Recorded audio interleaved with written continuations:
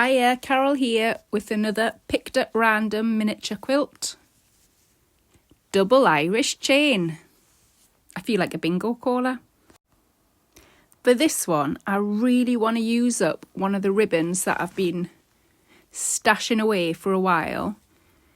One of my old-fashioned second-hand ribbons, vintage you might call it, I guess.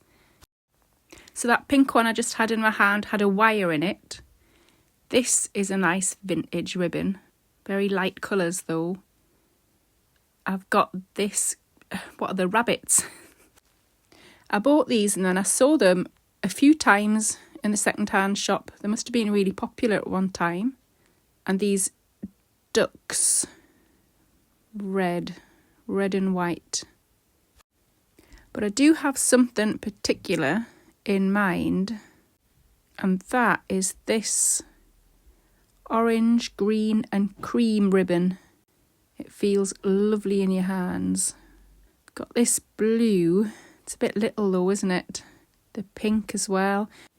But this orange one is a really good size, and I like that the motifs seem to fit into a miniature quilt style. No, I'm really liking the little orange flowers. I'm not especially keen on the green and orange combo, but you can't be afraid to try something new. And this is why I'm doing these miniature quilts, because it forces me to do stuff that I wouldn't usually pick, because I'm just picking them at random. I've never done a double Irish chain. I've never done any Irish chain, because I think there's single and treble as well. Correct me if I'm wrong. But I've never felt the inclination really to do one, so this is my chance to do it. So I've had a little look at fabrics, and I know I'm going to need a high contrast, 3 colours. Generally the background colour is a lighter colour, so I've tried this, trying to get away from the orange-green combo, but there's just not enough contrast. So I'm going to go for the orange and green, and this calls for 2 blocks. I've decided to do my squares 1 centimetre.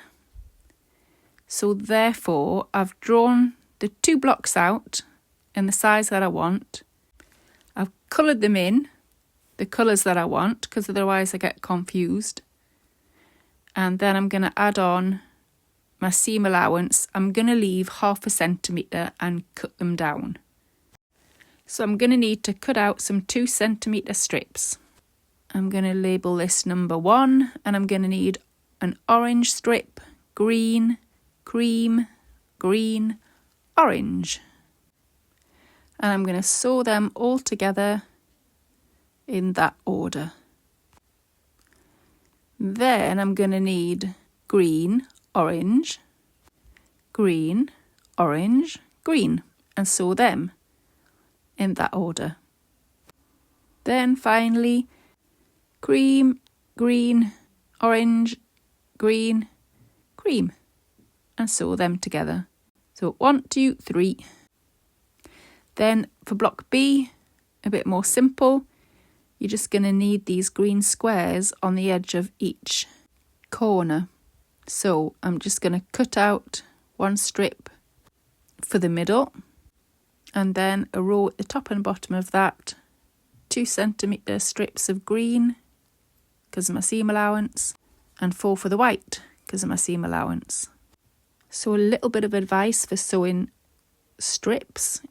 This one stayed relatively flat, and then this one is curving over to one side, so the upper and bottom fabrics aren't being pulled through at the same rate. I must be not keeping the same tension on the top.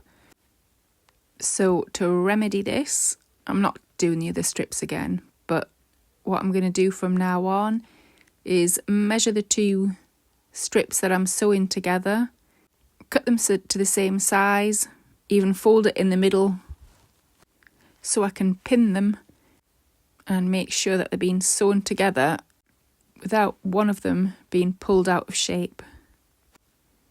The second thing I'm doing is drawing the seam allowance, marking it on the fabric where it is, instead of using the foot to try and get a little bit more precision.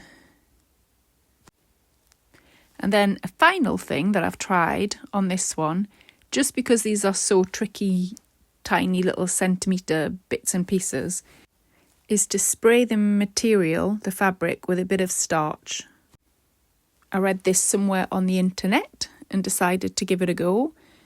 It stops the material from slipping about as much. It's just supposed to make it a bit easier to handle. So you spray it on, give it a few seconds and then iron it. And it's a bit stiffer.